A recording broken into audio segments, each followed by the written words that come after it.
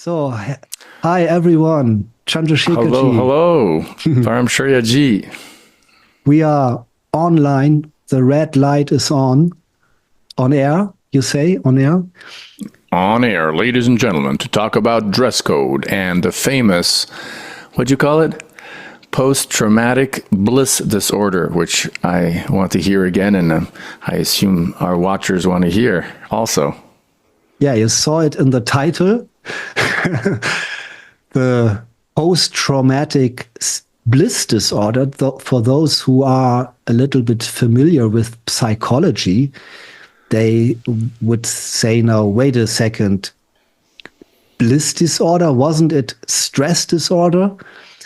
And our idea is very shortly, briefly explain what the famous or infamous post-traumatic stress disorder is, because then we can understand what the positive opposite is.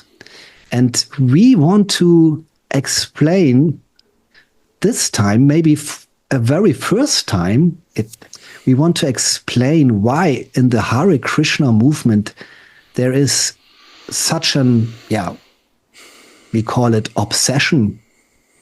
We know we might offend a couple of souls now, but I think when we dive deep into that topic, some of you will understand why we call it a kind of obsession, that there is this obsession with dress, that devotees of Krishna, they have to wear a certain dress. And we have made a lot of research on the theological level or on the philosophical level. And like Srila Prabhupada gave dozens and dozens of quotes that, hey, dress is not so important. We are concerned with the soul. And even quotes saying, this is what I always dreamed of, devotees dressed in Western clothes. Exactly. And I don't know about you, Chandrasekhara, but we somehow got tired to discuss with lots of devotees, especially if we might say the first generation. We are tired to discuss on a pure theological or philosophical level, and we now try to explain or to understand.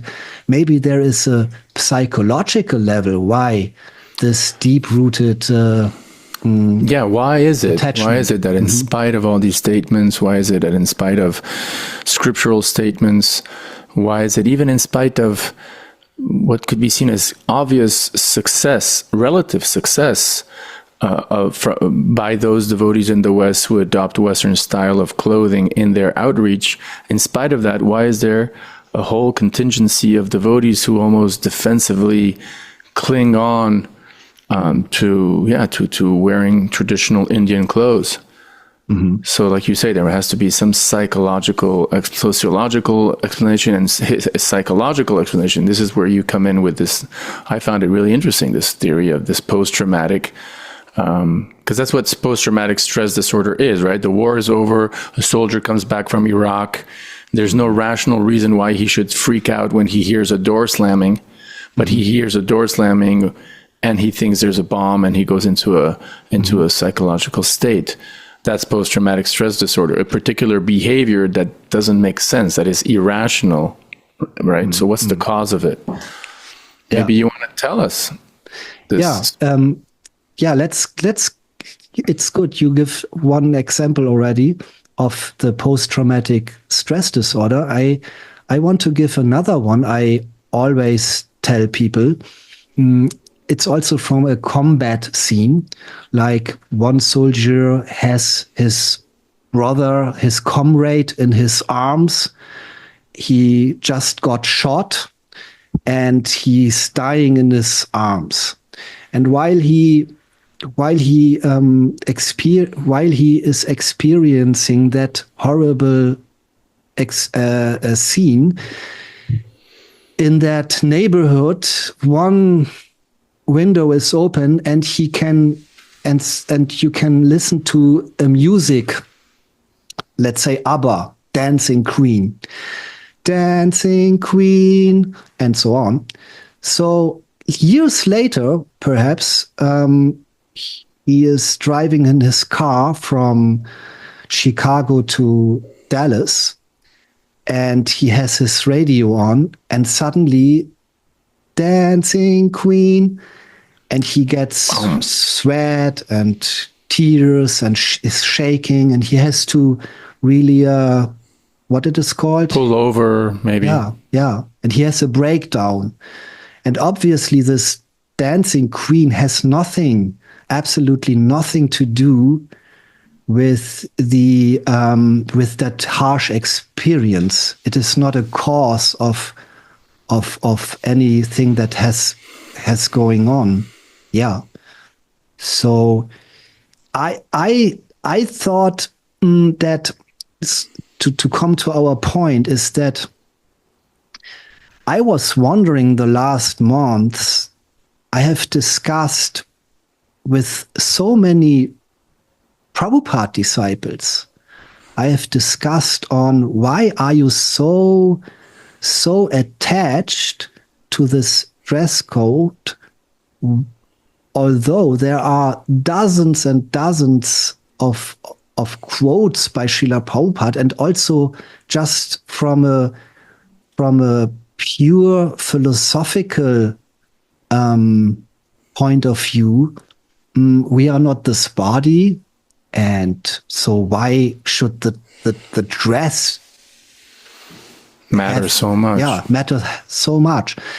And often, Chandrashekhara ji, my experience was that even these Prabhupada disciples, by the way, they did tons of service for our movement. We don't want to criticize them. We just want to analyze what is going on here. So often they confirmed to me that it's right what you say. It's right. Your arguments are correct. But 2 days later, again, they swear on their exotic Indian dress and go to the Harinam and so on and so forth. And then I wonder why everything was discussed, everything was agreed on, and still they go to their old customs. Yeah. I'll give you an example that illustrates what you just said. And this was a long time ago already, maybe 10 years ago, even more.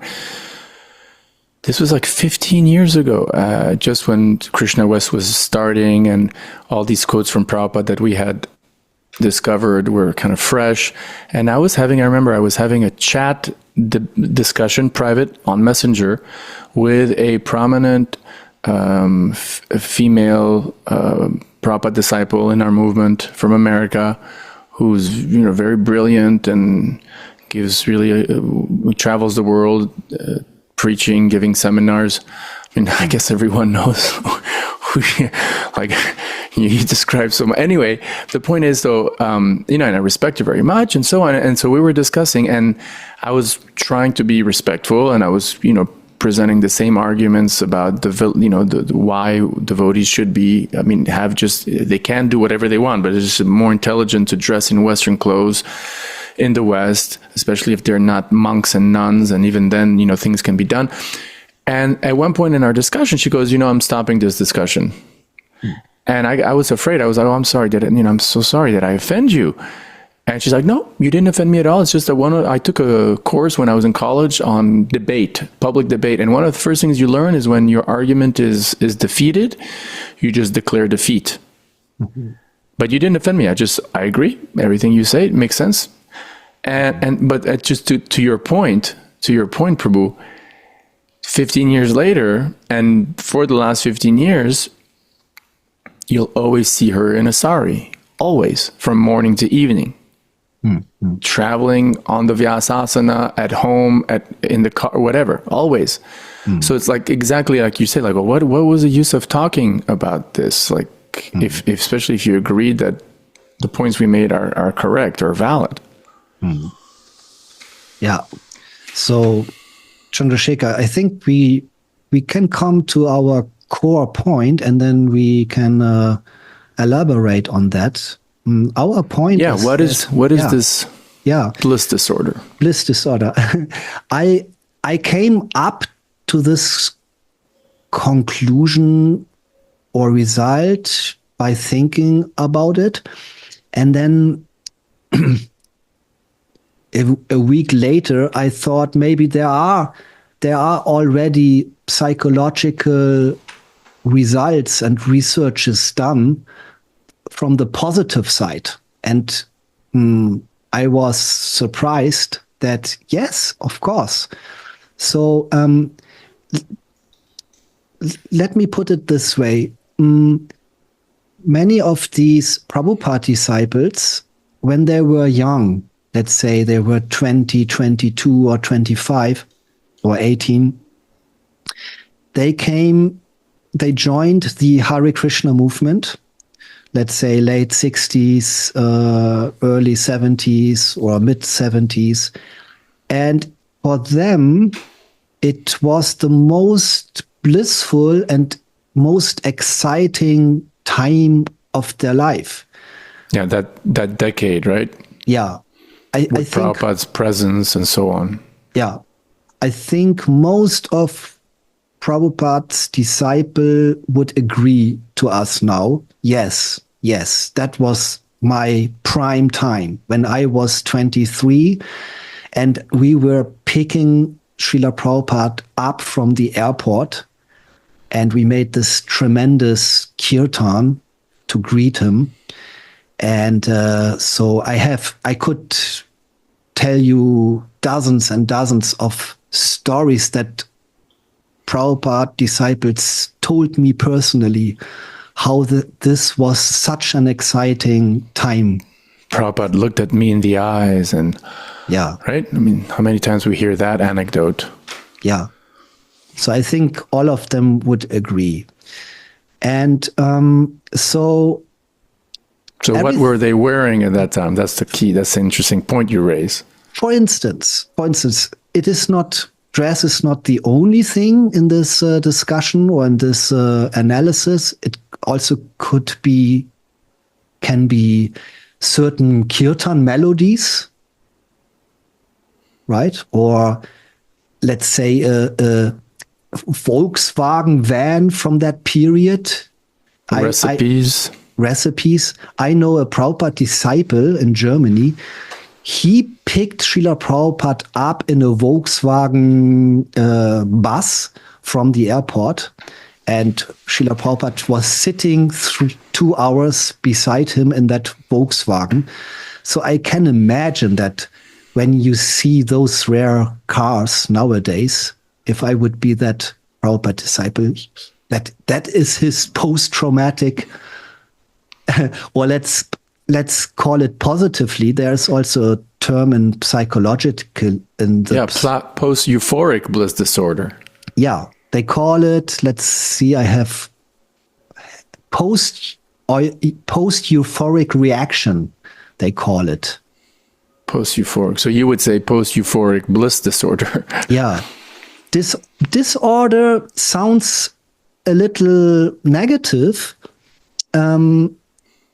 Attachment. In our discussion, we even say yes, it is a little bit negative because it gives the impression for following generations that this certain dress or this certain Volkswagen or kirtan melody or you name it recipe is non-separable.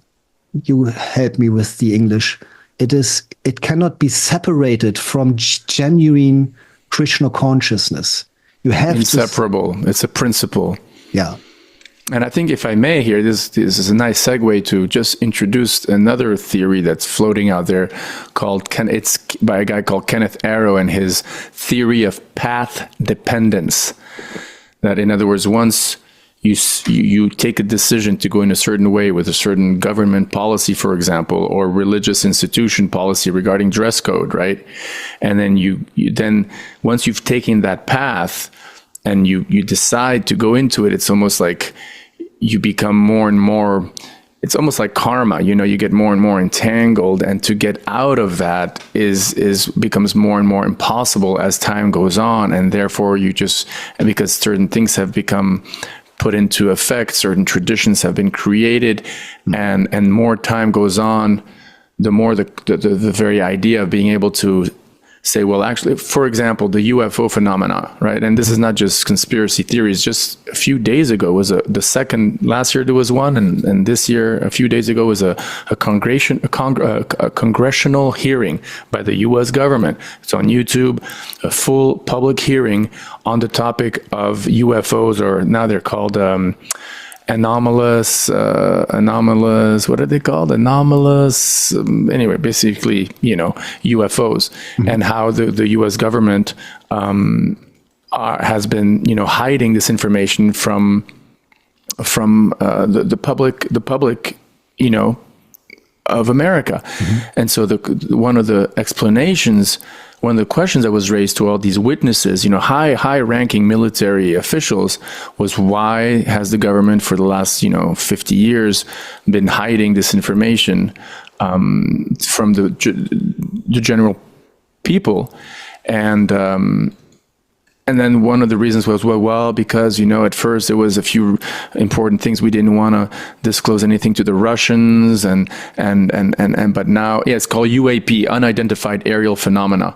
And so, they took a particular decision to hide it from the public.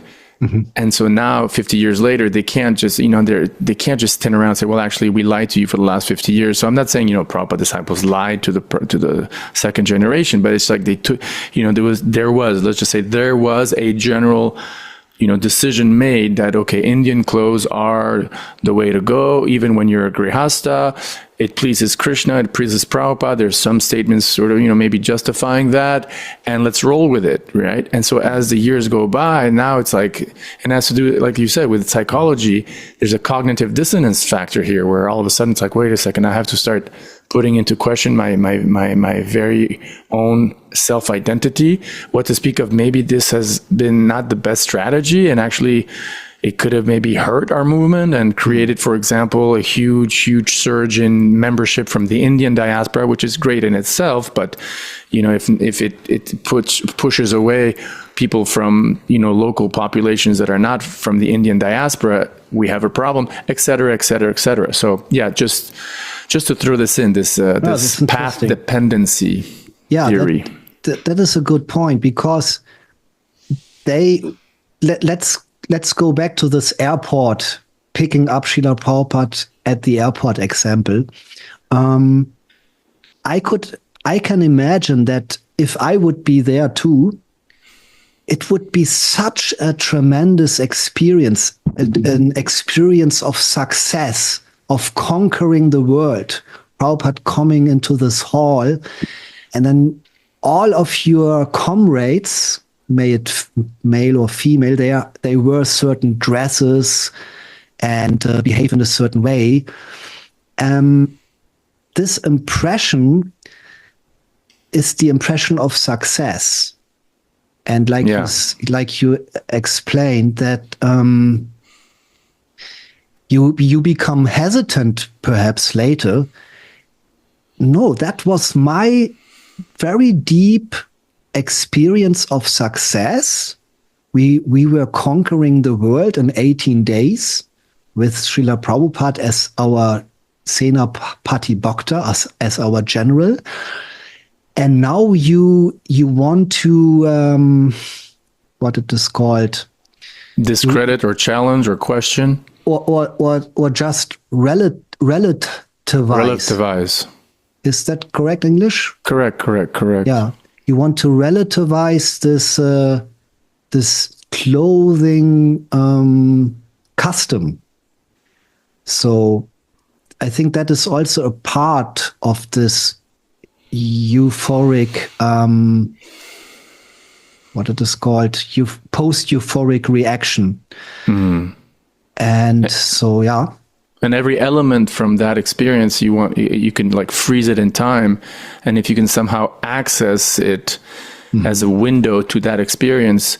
So in a way we could say, that Middle Eastern kurta and that white dhoti and that bald head with a shika, that you had at that airport experience when Prabhupada's there, is like psychologically, it's almost like a window, or a window that you can, or a portal that you can always go to and open and, go to that space and time and bliss and experience of intense, wonderful Krishna consciousness, which you experience firsthand. Exactly. Yeah.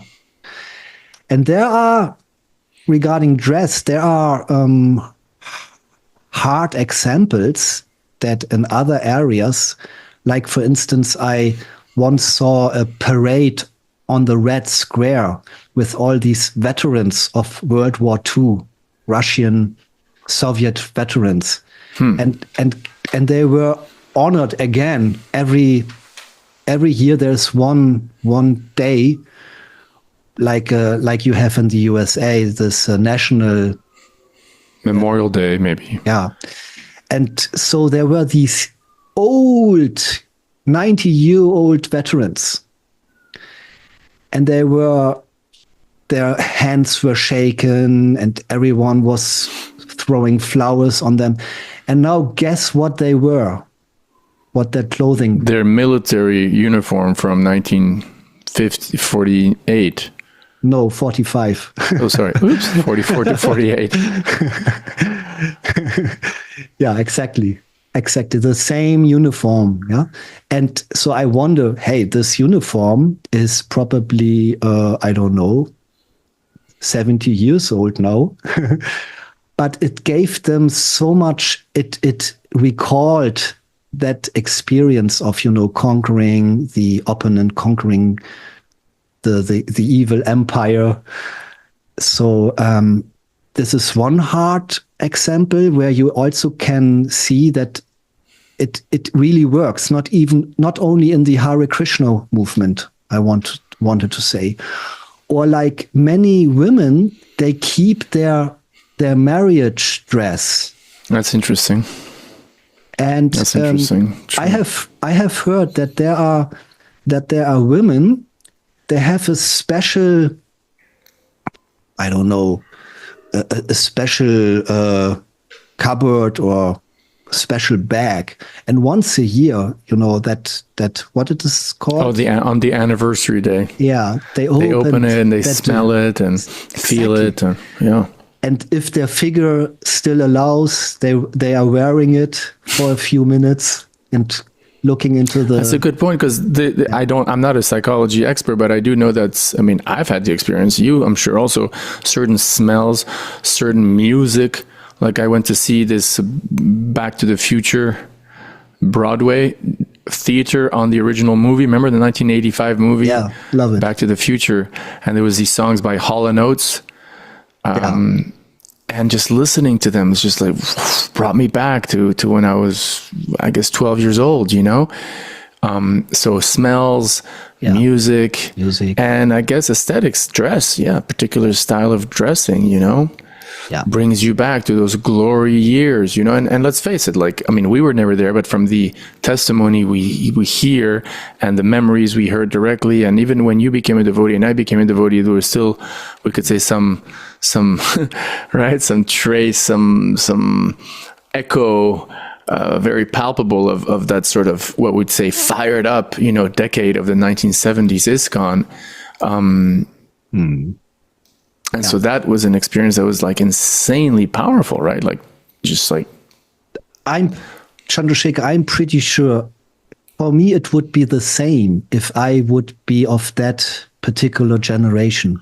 You're just being kind. I don't think so. I don't know. I don't want to say, because it also depends because there are some disciples of Prabhupada who experienced that, who were in Prabhupada's presence, who were in fired up kirtans, who were, chanting Hare Krishna in the streets for 10 hours a day, who were at the Chicago airport distributing Prabhupada's books for 8 hours a day, etc., who were in Vrindavan during the installation of Krishna Balaram and so on, and who, I don't know, by Krishna's mercy, by their spiritual or by their intelligence engaged in Krishna service, have enough maybe detachment to kind of make it, call a spade and take a meta view on that experience, while at the same time being very aware, and not just aware, but taking into full consideration and considering as most important the statements of Prabhupada and, the time, place, and circumstance, and the mission, the very mission of spreading Krishna consciousness in the most effective way in the West. So I don't know. I know you since 20 years. I don't know. I don't think you would have been like that. Yeah. But who knows? Yeah. Can be this way, that way. On at the end of the day, we are all humans. We have, if I would not have this, let's say, what it is called, post-euphoric reaction, then I had some other psychological. That brings to the thing you mentioned before, that you wanted to mention that, look, every generation has a blind spot. Yeah. And maybe in 50 years, people will speak, the Chandrashekhara and Paramshreya generation, they were so oblivious to something that was so obvious. Yeah. That is called there's also a psychological term for this. It's super interesting.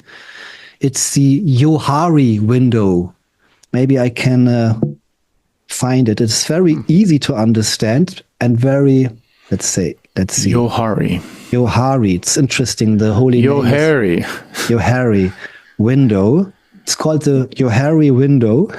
By the way, while you're looking for it, a small funny story. Yeah. That I told Rida Anandamarj recently in a car in Los Angeles, and he didn't get it at first. And then when there was a black lady who approached the devotees one time at a New York Rath Yatra, and she said, you know that story, right? She said to the devotees, to the brahmacharis, tell me something. If Krishna is so hairy, why are you all bald? Anyway, please go on. Interesting. Yeah, 1 second. I will show it for all of you on the screen in a few seconds. No, that was the wrong one. And while you're looking for it, maybe we'll have time to address the issue of, like, why do people like you and me consider this so important, such an important topic? I mean, because, again and again, you get on, so especially if you talk about this a lot, like I do, you always get these devotees, why are you obsessed with dress? Yeah. Why are you talking about dress? Why it's not important? No. I raised the question again to Rida Anandamarj because I was there 2 weeks ago, so I had a lot of time to hang out with him. And, in one sentence, he answered, because a lot of people don't care about saving the world. So maybe we can kind of expand on that. Like, why is this such an important topic? Yeah. Not to be trivialized, But you have what you wanted to show us? Yeah, I have it. Yeah, we can talk on this maybe later on your point. Here it is. I hope you can see it. Maybe I can put it even bigger. Johari window. Yeah, it's interesting. It's very easy. You can see my mouse. Yeah, we can see it. So you have this table here, and this area, this is called the open area. It is known to yourself. Let's say a certain characteristic of you. We all have our characteristics, our issues, and there are issues that are known to yourself, and simultaneously they are also known to the public, to others. Everyone knows that you, let's say, you like to eat chocolate. Yeah, so you have showed it to all your other friends. I like chocolate. So then let's have a look on this field here. This is only known to you. That, for example, you sneak in the night to the refrigerator and even eat chocolate at night. This is only known to you, but the public only thinks you eat chocolate in the sunny day, during the sunny day. So this is only known to you. It is called the hidden area. So then we have the blind spot. There are some things going on in our personality we are not aware of, but the public is aware of. Like, for instance, the teacher, you remember your teacher in your school, he phrases some funny thing again and again. And all your friends, they are smirking. Oh, now he's doing that stuff again, or this famous scratch on the nose, but he is not aware of it. So that is called the blind spot. And every one of us, except if you are maybe like a totally pure Uttama Adhikari, I don't know, but generally every human being has a couple of blind spots in his personality that is not known to him, but to the public, to his friends. And then we have this area. This is funny. We sometimes do things or act in a certain way we are not aware of, and the public is also not aware of. That is the unknown. And a friend of mine, Krishna Chaitanya, he told me yesterday, this is the Paramatma field, or it's reserved only to the Paramatma. Yeah.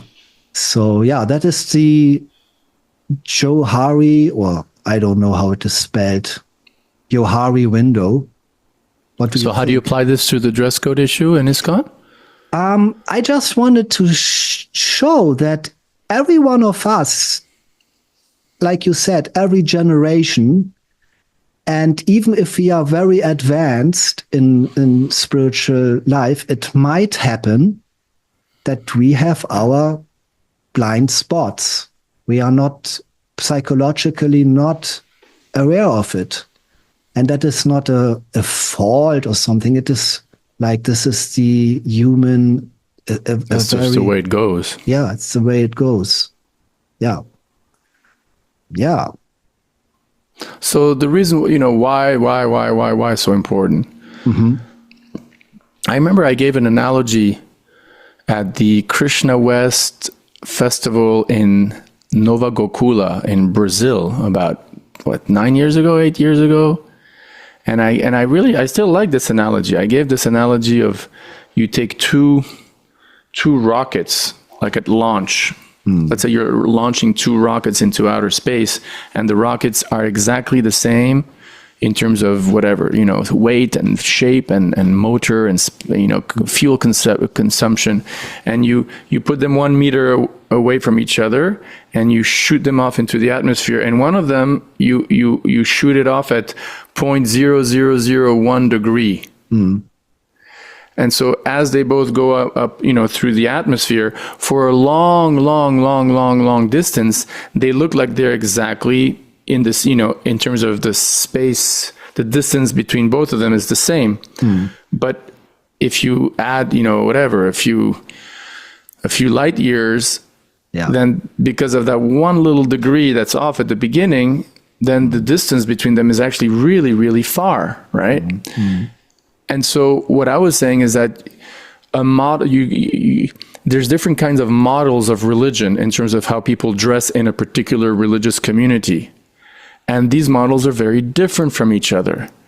And you can't have both of them. I mean, you can, I guess, theoretically. And I mean, for example, you take all of Christianity as a whole, and then you've got the Amish and the Mennonites, right, who practice a model of religion where not only the priests, but every congregation member in that Christian community dress in a distinct uniform that this differentiates them from everyone else in society. Just like the other day, I was driving through Kentucky and I stopped by to pick up some gas. And I went into this convenience store, and then this lady comes in, and I was shocked because I was asking directions to two ladies who were working there, you know, in jeans and smoking their cigarette. And then all of a sudden this woman walks in, and I swear to God, I thought it was Halloween. Like, she walked in with this black, like dark blue hat and covering her hair. And I was like, and as she walked in, I asked the ladies, I was like, is she Amish? Is she Amish? She's like, yeah. And then I looked, and then the guy was coming because he was parking the horse carriage, because they don't drive cars, right? So this horse buggy, and he was coming in with his, non-stitched cloth and, buttons and hat and beard. And so my point is, okay, that's one model of religion. But then you've got the other models where, the other extreme is nobody has any kind of uniform, even the head pastor, even the priest, who gives the talk on the Bible and who blesses the marriages and so on, like the head pastor, as they call him in Protestant Christianity. He dresses exactly like the people like you wouldn't be able to tell him from apart, you wouldn't be able to tell that he's a religious leader if you walked in the street. And then you've got, a third model, I'll be quick, where, the priestly class maybe has a uniform, like the Catholic Church, for example, but the congregation, you couldn't tell them apart from, atheists or people from secular society in a given, let's say, modern society. So those are like three very different models from each other that attract very different kinds of people, that keep a less or greater degree of people in their own fold as generations go by, et cetera, et cetera. And so these two rockets analogy, Paramshreya, right? You could say it's not important. Dress is not important. Stop talking about dress. But here we're trying to define whether Krishna consciousness, Vaishnavism, ISKCON in particular, what of these three models is it? Theologically, at least, historically, right? What is it? Is it a model where everybody dresses differently from the rest of society? Is it a model where only the priests dress differently from society? Or is it a model where nobody dresses differently from society? And what's our reference point?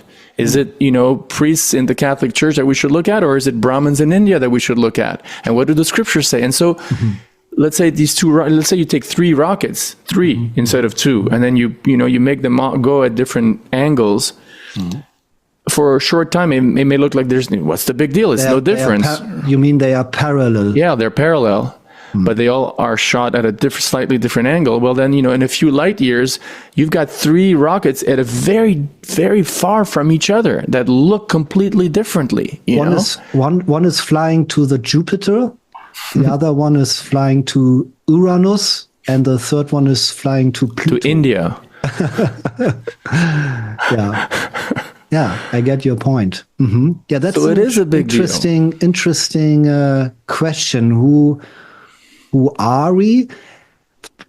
First, who are we of these three models, and what is most promising for success? That's a great point. I just had it not in mind. I was hoping you would say it. Yes. What is the most promising for success? Why? Because para dukkha dukhi, that's what we Vaishnavas are supposed to be. Even however minuscule and fallen and imperfect we may be, we have inherited this missionary spirit and this conviction or this faith that Krishna consciousness solves suffering. That Krishna consciousness solves suffering. So the more souls are freed from suffering, the happier the Vaishnavas are. So yeah, great point, Paramshreya Prabhu. I think that, what is the what is the best formula for saving souls? Yeah. How could this not be important? Yeah. Like saving souls is like the most important thing, the raison d'etre of the whole parampara, the raison d'etre why Mahaprabhu comes down, right? Totally agree. I think maybe we can go a step back before we continue here, because then it becomes more interesting. I have also thought about, are there different categories of devotees dealing with that euphoric bliss experience, post-euphoric. And my conclusion is that, grossly speaking, there are certainly nuances in between, but grossly nowadays in the Hare Krishna movement, we have three categories. The first one are those who had a full-fledged post-euphoric experience. Or euphoric experience, you mean? Yeah. Post-euphoric reaction, it is called. A reaction, okay. As we already explained, like picking up Srila Prabhupada at the airport and so on and so forth. This is a full-fledged euphoric reaction. Well, so it's not experience. Post, it's just euphoric. Yeah, okay. You are right. And later it becomes a post-euphoric. And so this is the first category. Then we have a second one that became somehow conditioned by the customs they learned in ISKCON. They had not that full-fledged experience, but they came later, let's say in the 80s or in the 90s, and they became trained and educated by those who had that euphoric experience. Yeah, that reminds me of, if I may, that analogy of the Buddhist priests who has a...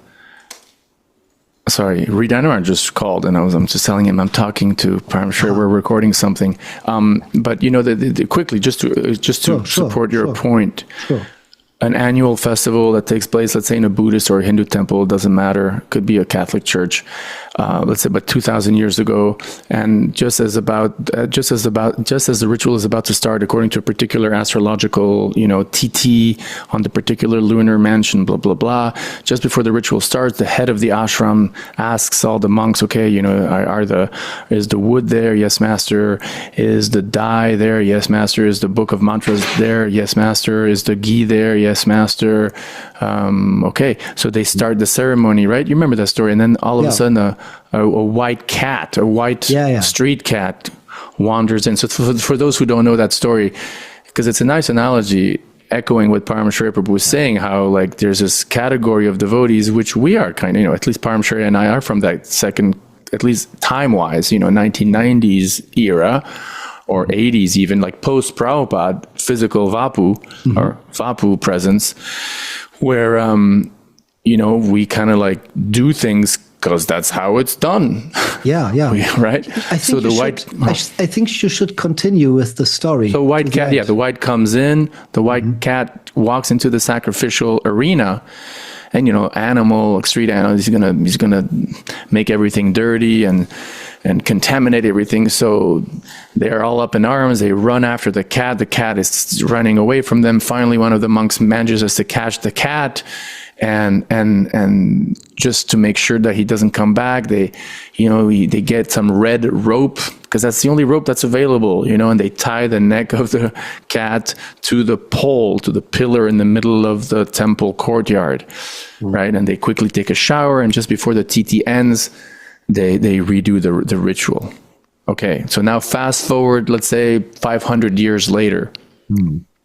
Same ashram, different audience. Ashram, different members, different audience, different monks, different head monk, but the same TT. And just as the ritual is about to start, the head of the ashram at that time asks the monks, and you can imagine what comes next. Is the fire there? Yes, master. Is the ghee there? Yes, master. Is the dye there? Yes, master. Is the mantra book there? Yes, master. Is there a white cat, hooked up with a red rope, hooked, connected to the pillar in the center of the courtyard? Yes, master. Okay, let us begin the ritual. So the cat was still alive in that. So the point is, what was an error was a complete fluke or something that was not expected, not part of the tradition, let's say, somehow becomes sacralized and becomes then. That's why this notion of creation of tradition. It's funny because tradition implies something from the past. So the creation of tradition. And that's what, not just you and me, but Prabhupada disciples, but, future generations, like actually at every generation, but especially the first ones, we have to be really careful about like what we add or subtract from what's been given to us. Yeah.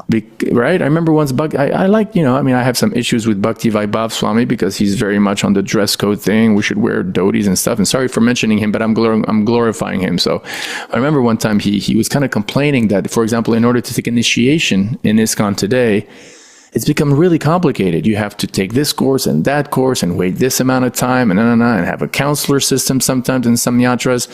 And so his question was like, this is just, imagine if at every generation we add some extra layers of complications or difficulties, in order to get initiated. So in a similar way, the dress code, we could say, and I'll end with that. Yeah, no, coming back to your point, this is the kind of people who have sort of accepted, like the second kind of category of people, which you were talking about, who have sort of accepted a tradition because that's how it's done. Yeah. Please go on. Yeah, exactly. There are many versions of that cat story. I also heard it on a marriage. It's also funny. Yeah, and so that is what I would call a conditioning. Without understanding exactly why I am doing it, we hear the sentence, we have always done it this way. Yeah, we have always done it like this, Prabhu. It's only a 50-year-old movement, but we've always done it like this. Yeah. Did you know that I have Googled the most dangerous sentence in the whole English language? Do you know what that sentence is? What? That's how it's done? Yeah. That's how we do it? Yeah. This is how we always done it. Wow. This is how we've always done it. Yeah. And you get that a lot, isn't it? Yeah. And I don't want to make generalizations, but it's the official most dangerous sentence. You can Google it up. Okay. Someone who's traveled a lot, I think I see that more. I'm sorry to make generalizations, but I see that more in Eastern Europe. Like the more you go kind of east in Europe, the more you get that, at least in ISKCON, like don't question, he's our authority, and this has always done it. Whereas perhaps in Europe, America, there's more of a, I don't know, independent thinking kind of questioning mood. But wow, yeah, this is how it's always been done. Yeah, that is the second group. Yeah, what's the third? The third group is they are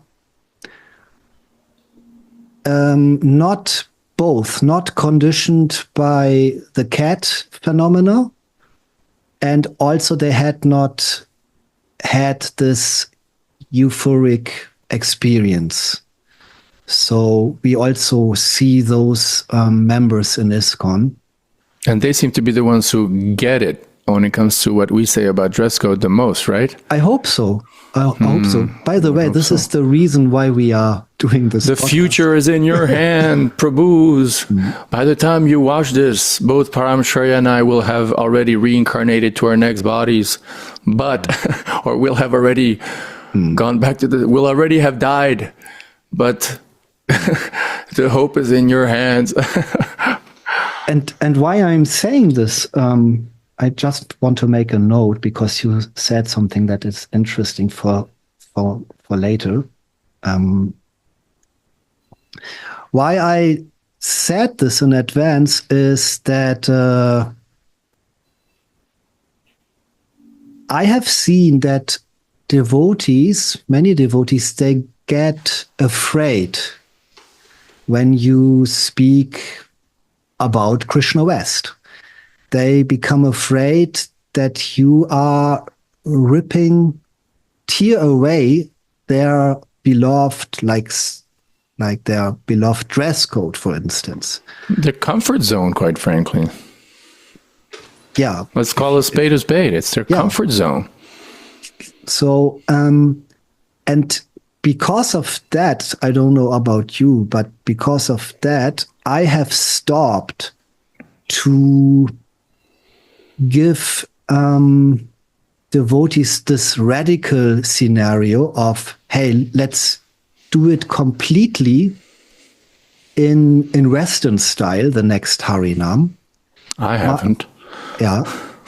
We can come to you later. I just want to say my new approach, and I am curious. But this is when speaking to Prabhupada disciples or speaking to just new devotees? To the second and to the third group.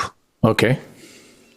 So what I'm saying now is that when devotees ask me, it doesn't happen often, but it happens sometimes. Once a year, maybe it happens. Devotees ask me, what is your opinion about how we should go on Harinam, for instance? And my answer now, since a couple of years, is that, well, why? I know there are many of you here out there in this congregation who belong to the first group and to the second group, very conditioned, and you cannot imagine to fully renounce certain patterns. So my suggestion is that, hey, we want to be successful, right? We want to be a successful outreach movement. Why not, let's say, half-half? For those who necessarily wants to be dressed in Indian clothing, they can come in Indian clothing and saris and dhotis and so on. But why not having half of us dressed in smart, elegant Western clothes? And then I explain them the result. I explain them that there are many people out there.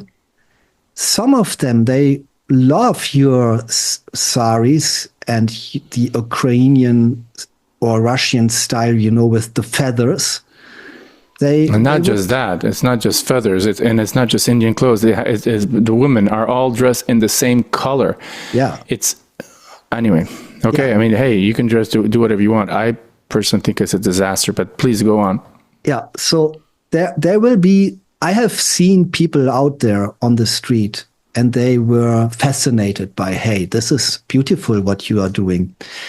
But let me bring in here, let me bring in a remark. And I know you're making your point, just a tiny remark. It reminds me of something that's, I find Ridan and Marsha make very good points many times. And it's like, it's the same sort of reaction that people may have when they go see Cirque du Soleil. Wow, how entertaining, how beautiful. Will I ever be caught ever doing this myself? Not in 1,000 years, but it's wonderful. It's inspiring. Is that the message? But anyway, please. Sorry. It's a good point. Good point. You put it inside. I go further by saying, but there are also many people out there who wonder, hey, this is a cool philosophy. I have read a couple of Srila Prabhupada's books at home. I know what is going on there in their belief system. And it makes everything perfectly sense. And I really would like to live according to this philosophy. And now they see half of us dressed in smart, elegant Western elegant. Elegant. Uh-huh. And then you give this group, which is probably bigger than the other ones, you give them a real chance that they come to the conclusion, hey, at least half of them or a certain amount of them are dressed like me. So that means I can join. I can stay as I am, and I have my place in that movement. Yeah. And Chandrashekhara, when I give this moderate suggestion answer, mostly I have everybody in the boat. Of course, except the nudists. Yeah. Yeah. I have an issue with that for two reasons. One is, who determines who, like, okay, let's have half, but like, how does that actually happen unless there's a dictator saying? Secondly, the temperature is too high, so I'm going to switch over to my regular camera. Oh, it's pretty good as bad. well. Mm-hmm. Precisely because Western normal dress is normal and therefore does not attract attention. I've noticed that when you have a group of devotees, half of them are wearing Indian clothes and half of them are wearing Western normal clothes. All the attention of the people who watch goes to those who are wearing Indian clothes. Why? Because it's exotic, and just natural psychology. Wow, something novelty. So you go to the novelty because, you've seen khaki pants and shirts a million times, but you see a sari or a dhoti and, whoa. And so that shift of attention towards certain members of the group, first of all, makes me feel frustrated. Because come on, let's be honest. Like, it kind of sucks when you're part of a group. You're putting in the same amount of energy, the same amount of time, the same amount of surrender, the same amount of singing and so on. And yes, nadanam najanam nasundarim kavitam va. I have no desire to accumulate wealth, nor do I desire beautiful women, nor do I want any number of followers. We don't want name and fame. But there's this basic psychology. If you're doing something in a group together, and there's going to be a public watching it, and you are completely ignored, and all the attention goes to, the guy or the girl wearing some exotic dress just because of their exotic dress, even if they may have 30 years, being junior to you. So it's a little frustrating. And furthermore, it enforces the bridge topic that we've spoken about a lot, that, okay, we're liberal, we allow people to wear normal Western clothes, but when you actually become serious about Krishna consciousness, especially when you get your initiation ceremony, or when you get married, or when you lead a kirtan, or when you give a class, what to speak of if you go on the altar, on Janmashtami, etc., the Sunday feast, it's better that you dress like these people. So, okay, if someone asked me, I would say, listen, you're free to dress however you want, but please, look at the quotes and think, what is the most strategic? What are we trying to do? What's your body language? And how is the largest number of people in Hamburg or New York or Mexico City going to be able to identify with you as a person? And therefore, because they're able to identify with you by the way you're dressing, they may have greater ears to hear the holy name and to hear you explain the theology to them. Okay. Chandrashekhara, I respect your position. And maybe you had this kind of experience. Had it many times. I have almost every Harinam I go to. I must say that the last Harinams, let's say, of the last 2 years, when we, or let me put it this way, when I gave that suggestion, I could feel, even amongst the devotee group, the congregational group, a kind of relief, at least in half of the members. Oh, that's what I always wanted. Finally, some senior devotee is suggesting it. And guess what? They showed up. In Western clothes, most of them. No, not most of them. I would say not exactly always half, maybe 60-40 or something, or 30-70, or sometimes 50-50. And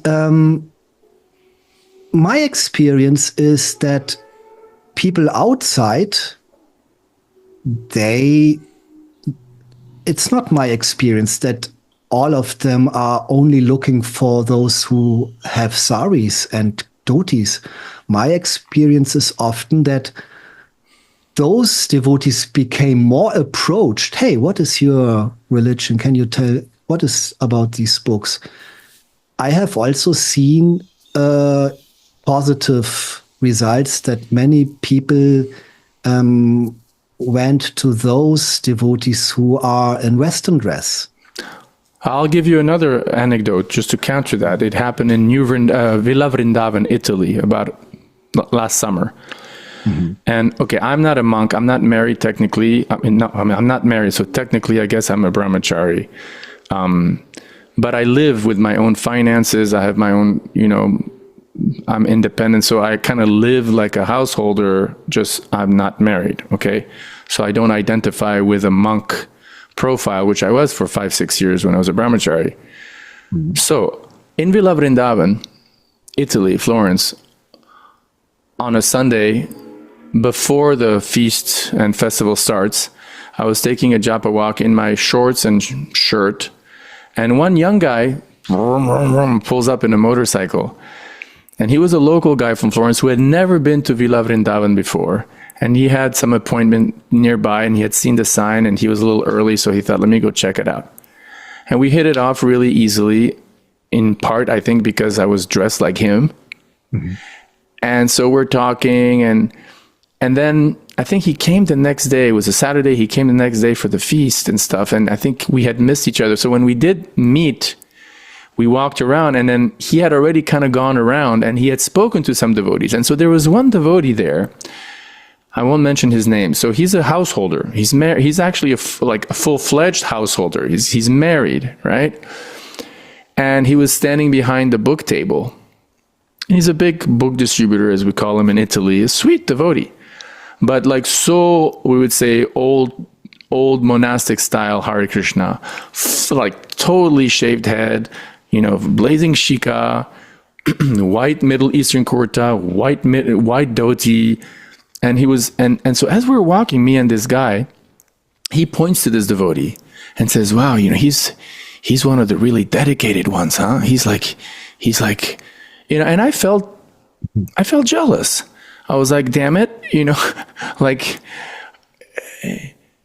I've been around as long as he, right? But because he's a householder, but because he dresses up all Indian and has a shaved head and a shika, for a normal person, let's say from the outside, all of a sudden, automatically, just on externals, he has this aura of being, the really dedicated one, the really serious one, And I think it's unfair for those of us who want to precisely keep a very neutral way of presentation, precisely to increase the chances of, interaction with the public. And it's also, I think it's detrimental because it feeds this superficial vision of spirituality that, if you have a religious uniform, or if you shave your head and you have a shika, and then you must be more dedicated. You must be more spiritually advanced. And I'm sure he's more spiritually advanced than I am, but you get my point, right? It's unhealthy. So that's why I go a little bit further or more extreme than you. I think it's detrimental for householders in the West to wear Indian clothes. It gives the wrong message and shifts the attention where it should not be. Mm-hmm. Okay, I respect that. I have also seen very positive results. Can happen. You had that story in San If you're Diego. a monk, sorry, but if you're wearing saffron like you do, and you show up in your saffron robes, that's legit. I have no problem with that because people understand, he's a monk. Okay. He was wearing saffron robes. He's a monk. He's a world, socially dead. But again, I always have an issue with the householder. What is a householder, preacher or not, guru or not, GBC, temple president or not? What is the strategy? What is the psychology behind dressing up as a gentleman from Bangladesh? Nothing wrong with being Bangladeshi or Indian. Nothing wrong with wearing Indian clothes. But what's the psychology for an Italian householder or for a German householder or for an American householder to represent Krishna to other, Griha Maidis or householders out there, who are not yet Krishna conscious, in this exotic Indian style of dress. Like it just kind of drives me nuts. I see. Okay. I respect your perspective. However, I would think if that person with the motorbike would really make a deeper approach and approach that person you have told and approach other Hare Krishnas who are not in that style, and he had talks with them for a couple of days, then he will really find out that not necessarily the person with a certain dress is also necessarily the most dedicated and most kind or advanced or spiritually enlightened. But the case is these days, Prabhu, is that you look at, for example, anytime there's a ISKCON communication meeting or an official, is like in North America, there's this communication ministry, right? And, a nice devotee, I respect him. He's a god brother of my guru. And I mean it when I say, et cetera, Anuttama Prabhu, right? But he, like his god brothers, most of the Grihastha leader god brothers of his, like Kalakanta, Vaisheshika, Mahatma, Virabahu, etc., decides to represent the entire International Society for Krishna Consciousness as a householder, representative, official, in charge or spokesman for ISKCON communication in the traditional Indian clothes and the Muslim kurta and the shaved head with the big shika. And it's like, it's frustrating because like, why are you, you know what it's like? And I just thought of an analogy. When Vivekananda came on stage, on the world stage, and started speaking on behalf of Hinduism, right? And he started speaking Mayavad philosophy, right? At the big Chicago Convention of World Religions. Remember that one? So when he started... 1897. He started speaking on behalf of Hinduism, and yet he was speaking Advaita Vedanta philosophy.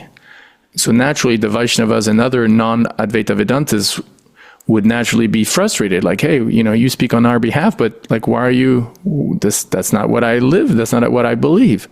Or similarly, imagine in North America, some member of the Sioux or Apache tribe gets on some sort of big pedestal and says, I represent the entire Native American world, and starts speaking some very specific to, let's say, Apache type of beliefs, which the Comanches and the Sioux and the other tribes do not necessarily share. Same reaction. Like, why are you, you're speaking your stuff, but why are you? So in a similar way, when someone not forget the Cherokee. The Cherokee. So similarly, when Anuttama Prabhu, for example, with all due respect, and that's his choice, and I respect that, you got to wear something. So he chooses to dress like that. But I feel frustrated that every sort of official, whether it's an interfaith meeting or United Nations delegation. Chandrashekhara, what can we do? We spoke about this in the beginning. It is just their euphoric experience, and you cannot tear away. It is a part of their identity, a part of their experience to be in the most blissful condition of Krishna consciousness. And so I think we should not, therefore we are doing this podcast here to not seeing any faults with these. No, it's not a fault. I'm just expressing how I feel. I understand. I totally understand. But what to do? We have to respect it's their path, it's their generation.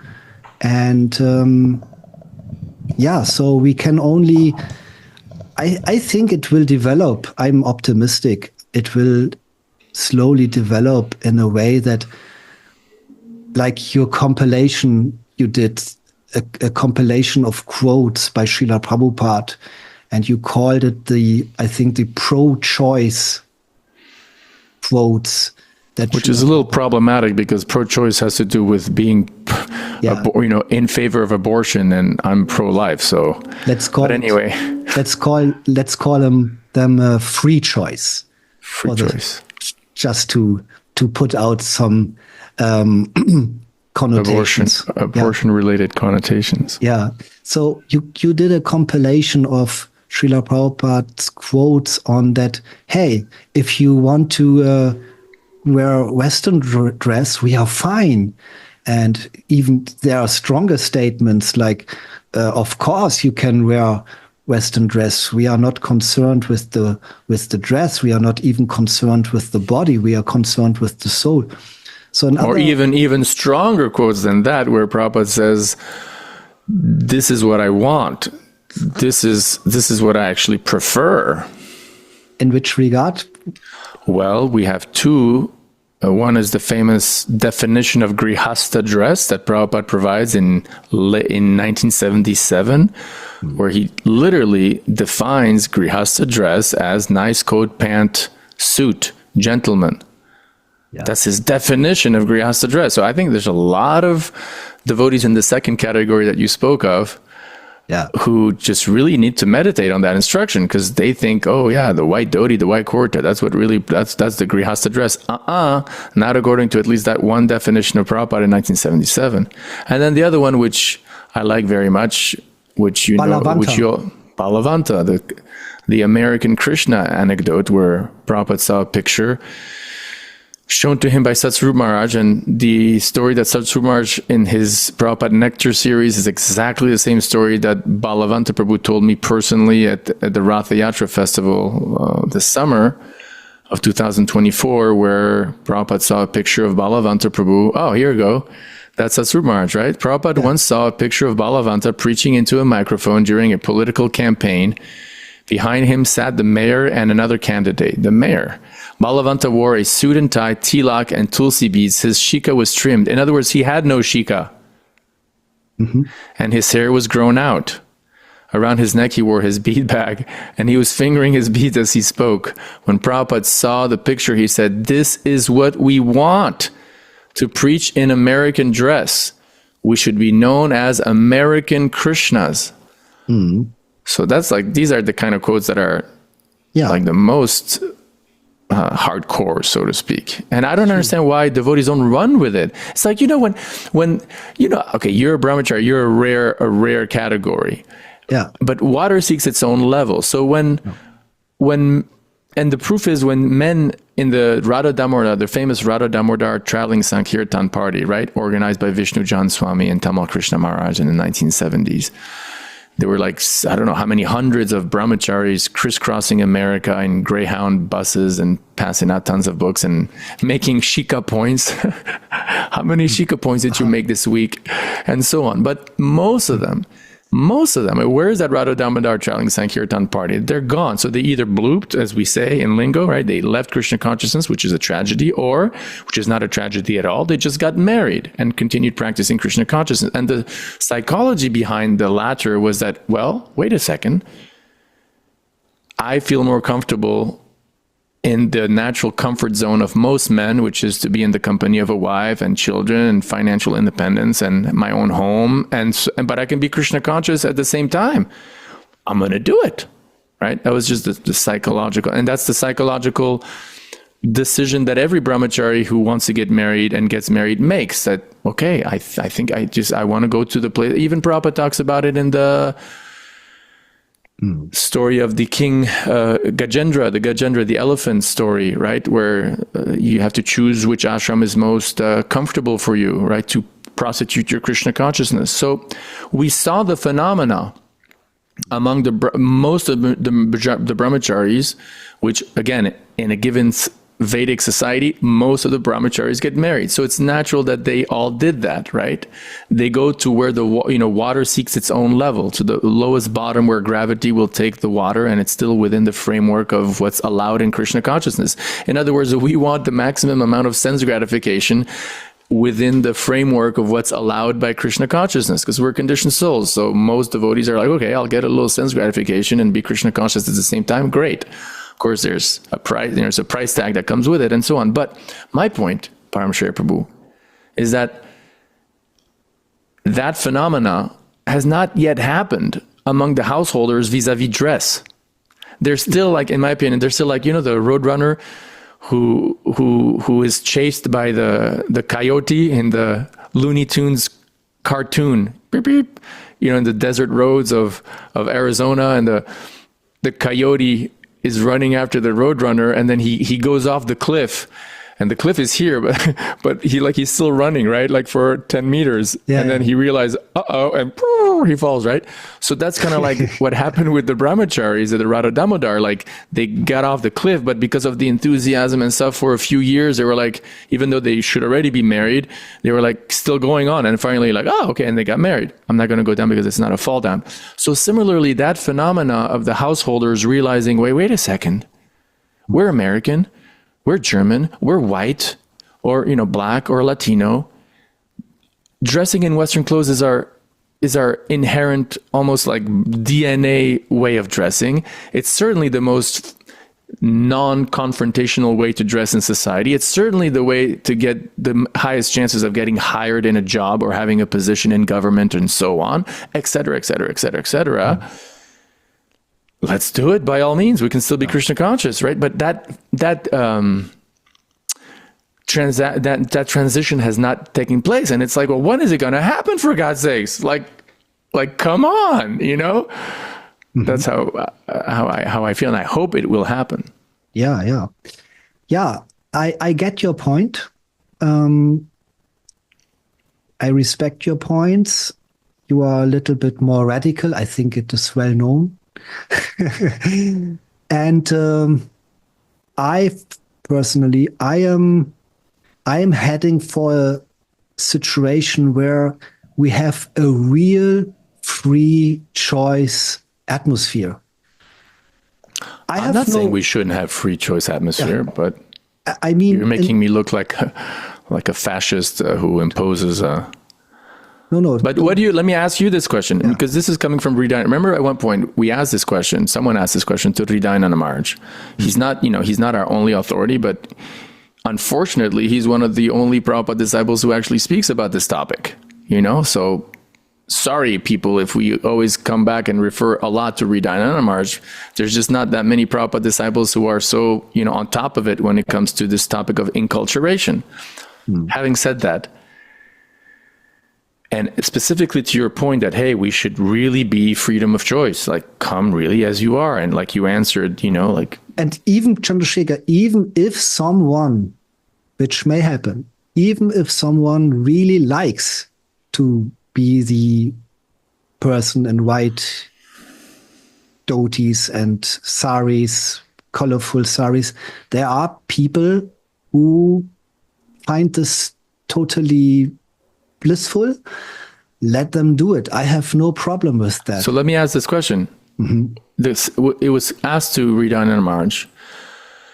Just as there are many temples, Los Angeles being one, I'm talking North America here, Brooklyn probably being one, many temples in North. Funny enough, like some of the temples where there's the most Indian population are the ones that are actually the most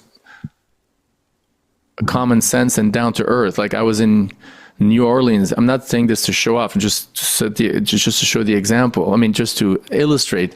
I gave a talk at the Sunday program. They kindly asked me to give a talk at the Sunday program in ISKCON New Orleans, which is 99.9% not just Indian but Bengali and Bangladeshi. But wow. They didn't flinch. So the audience was maybe 100 people, 60 people. And I kid you not, 95% Bengali, 4% non-Bengali Indian, and one black guy and one black girl. And I was the other white guy. Wow. And I have 100. But I was sitting on that Vyasasana exactly like this with a shirt and sport jacket. And none of the temple presidents it was a total non-issue. It was a non-brainer. Why not? No brainer. But yet you go to some temples where it's a majority like white or Hispanic or black community, especially white, and they'll get all on your case, so which is like almost like really weird, right? But my point is, what was my point? That to illustrate that. Oh yeah, so just as there are some temples, Paramshreya Prabhu, where you're just not allowed. Yeah, I know. To give a talk. So imagine, is it justifiable then to have programs or harinams where we respectfully tell people, listen, for this harinam, we would really prefer that you come in Western clothes. We're making an experiment. And that was the argument of Hridaya Maharaj. We're making an experiment. We're trying to really show something. And so please respect, just like we respect the ethos of, let's say, a new Dwarka where you can't touch the mic unless you're wearing Indian clothes. We similarly respectfully ask that you respect the ethos of this particular center, call it Krishna West or whatever, where we really want to establish a tradition.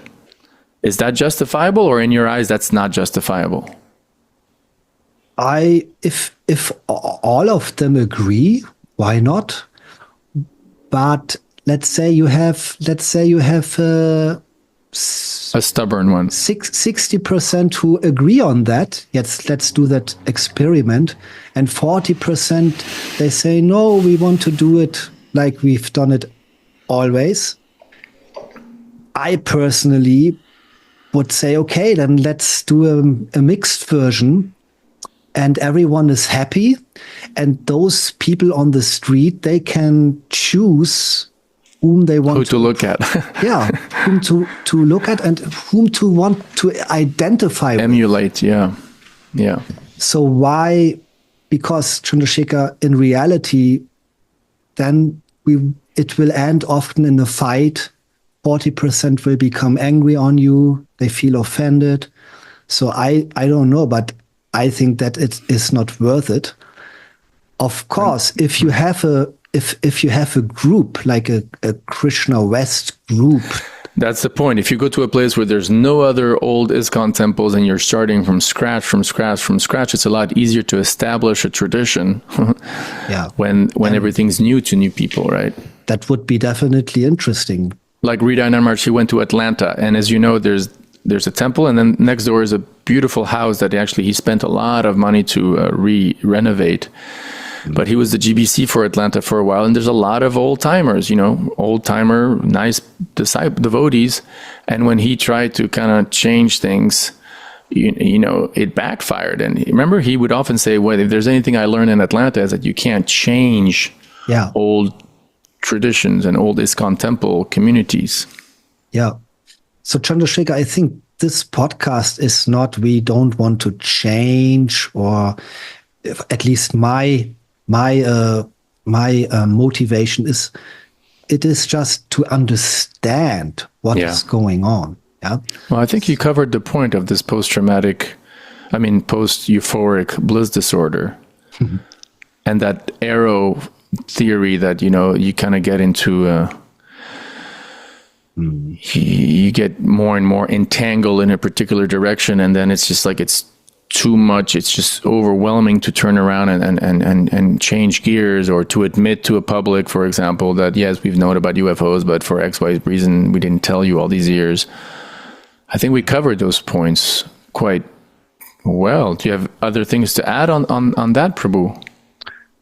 We could definitely speak a lot longer on those topics. We could read all the nice quotations, but I think, we can